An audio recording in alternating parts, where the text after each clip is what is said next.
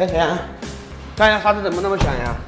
你这个刹车盘起槽了，如果换一套的话，要小一个 W。小一个 W 那么高呀？那怎么弄？如果刹车盘厚度还够的话，可以用机床把表面车一下。行，那你先拆嘛，拆下来看。看这个刹车盘表面跟磨是那么大的台阶了，现在要用机床把这个表面把它车平。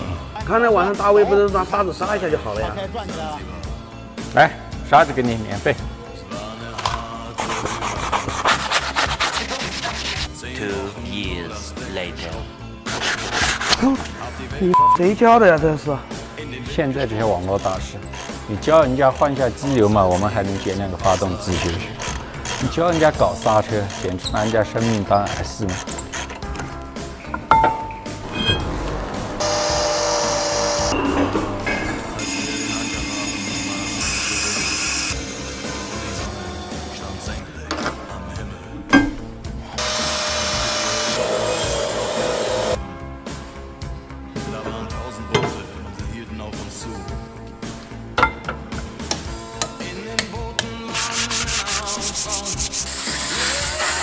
所以啊，专业的事情还是得专业的人来做。